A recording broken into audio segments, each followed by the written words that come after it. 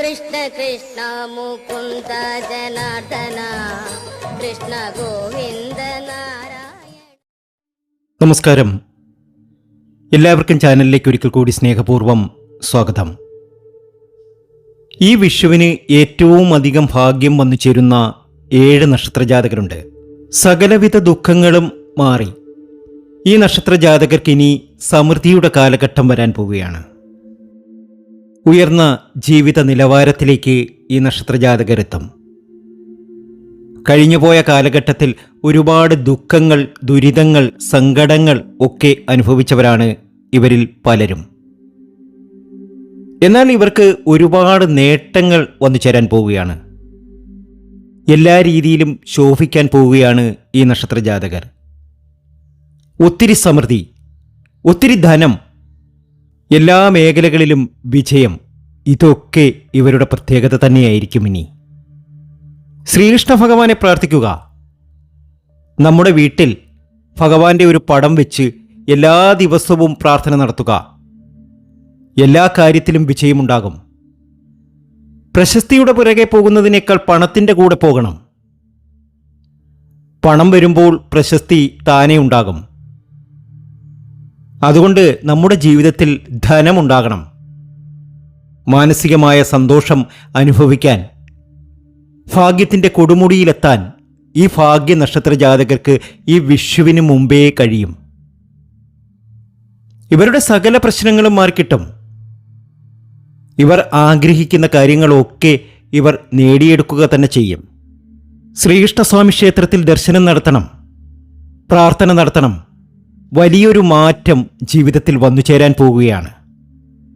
ആഗ്രഹിക്കുന്ന കാര്യങ്ങളൊക്കെ നേടിയെടുക്കാൻ പോവുകയാണ്. കഴിഞ്ഞ കുറേ നാളുകളായി ദുഃഖത്തിൻ്റെ കഥകൾ മാത്രമേ ഇവർക്ക് പറയാനുണ്ടായിരുന്നുള്ളൂ. ആ ദുഃഖങ്ങളൊക്കെ മാറി, ആ സങ്കടങ്ങളൊക്കെ മാറി, സാമ്പത്തിക ബുദ്ധിമുട്ടുകളും ഒക്കെ മാറി ഈ നക്ഷത്രജാതകർ നല്ല രീതിയിൽ ധനമുണ്ടാക്കും. നല്ല സന്തോഷകരമായിട്ടുള്ളൊരു ജീവിതം ഈ 7 നക്ഷത്രജാതകർക്കും ഇനി ലഭിക്കും.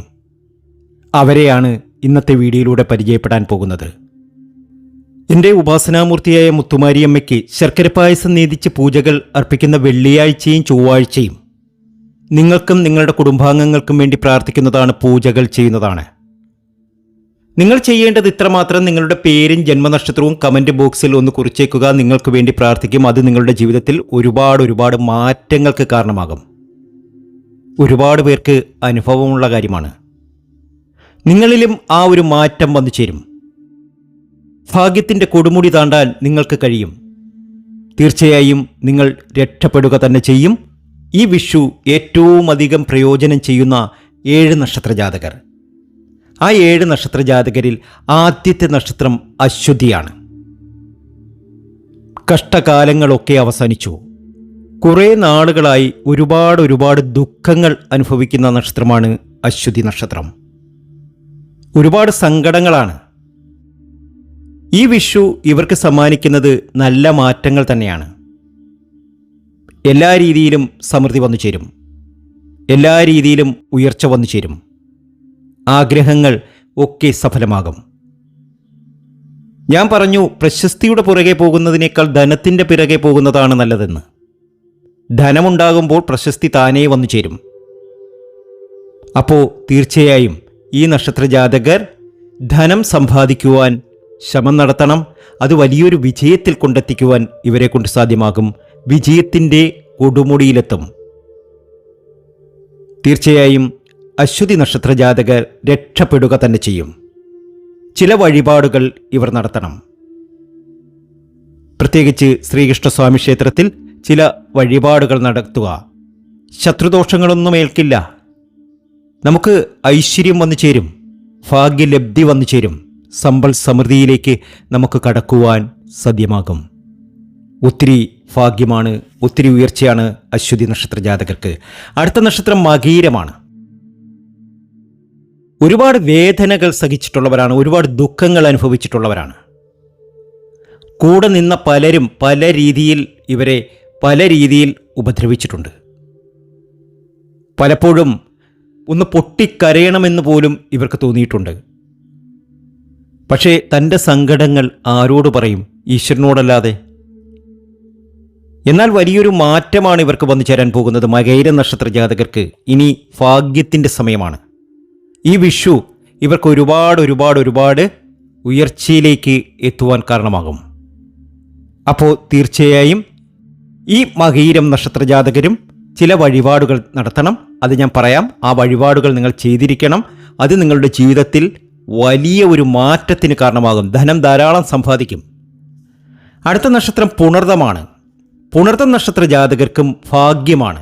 മൂന്നാമത്തെ നക്ഷത്രം പുണർതം. ഈ വിഷു ഇവർക്ക് ഒരുപാട് സമൃദ്ധി നൽകും. ആഗ്രഹങ്ങളൊക്കെ സഫലമാകുന്ന സമയമാണ്.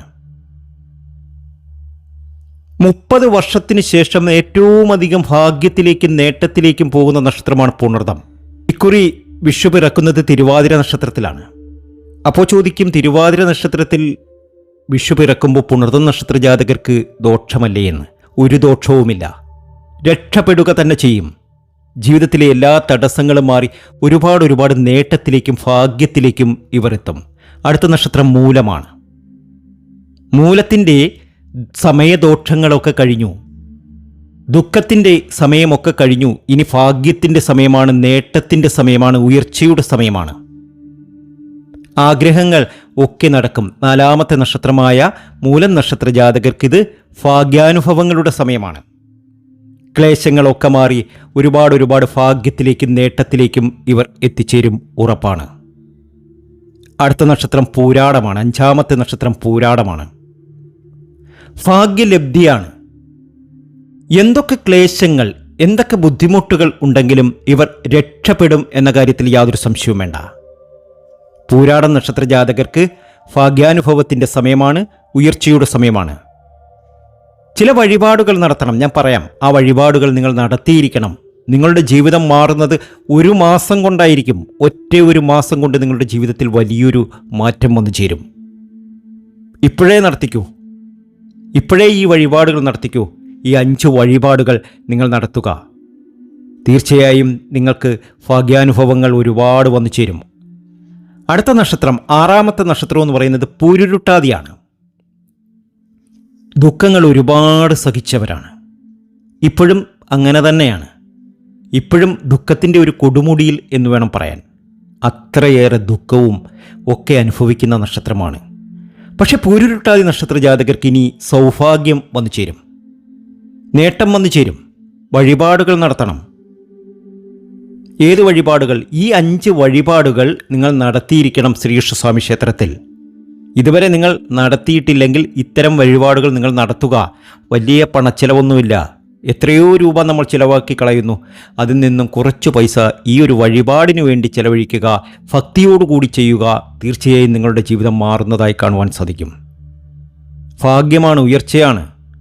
അടുത്ത നക്ഷത്രം രേവതിയാണ്. ഭാഗ്യത്തിലേക്ക് കടക്കും, നേട്ടത്തിലേക്ക് കടക്കും. രേവതി നക്ഷത്ര ജാതകരെക്കുറിച്ച് കൂടുതലൊന്നും ഞാൻ പറയുന്നില്ല.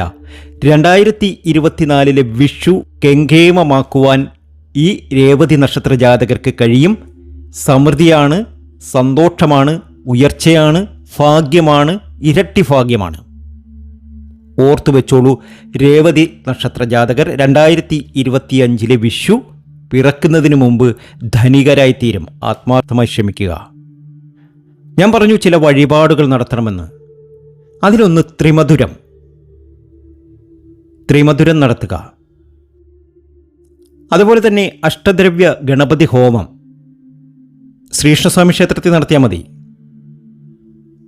പാൽപായസം, നവഗ്രഹ പൂജ, ഭാഗ്യസുക്ത പുഷ്പാഞ്ജലി, ഇത്രയും കാര്യങ്ങൾ.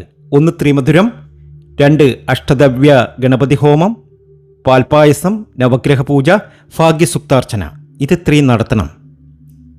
ജ്യോതിഷ സംബന്ധമായ നിങ്ങളുടെ പ്രശ്ന പരിഹാരങ്ങൾക്ക് നമ്മുടെ വാട്സാപ്പ് നമ്പറിൽ നിങ്ങൾക്ക് ബന്ധപ്പെടാവുന്നതാണ്.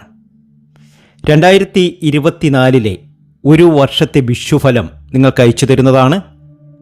നിങ്ങളുടെ പേര്, ജന്മനക്ഷത്രം, ജനിച്ച തീയതി, ജനിച്ച സമയം, ജനിച്ച സ്ഥലം ഇവ എൻ്റെ വാട്സാപ്പിൽ ഇടുക. വിശദ വിവരം ഞാൻ അറിയിക്കുന്നതാണ്. തീർച്ചയായും വലിയൊരു ഭാഗ്യത്തിന് ഉടമകളാണ് ഈ പറഞ്ഞ 7 നക്ഷത്ര ജാതകരും. വലിയൊരു മാറ്റമാണ് വന്നു ചേരുന്നത്.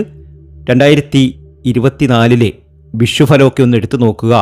ഓരോ ഗ്രഹസ്ഥിതിയും പ്രത്യേകിച്ച് അറിയുവാൻ സാധിക്കും. 2024 ഏറ്റവും അധികം ഭാഗ്യത്തിലേക്ക് പോകുന്ന 7 നക്ഷത്രജാതകർ തന്നെയാണ് ഇവർ. നേട്ടമാണ്, ഭാഗ്യമാണ്, ശുഭദിനങ്ങൾ ആശംസിക്കുന്നു. ഒത്തിരി നേട്ടം, ഒത്തിരി ഭാഗ്യം വന്നു ചേരട്ടെ എന്ന് ആത്മാർത്ഥമായി പ്രാർത്ഥിക്കുന്നു. നന്മ ഒത്തിരി ഉണ്ടാവട്ടെ. നന്ദി, നമസ്കാരം.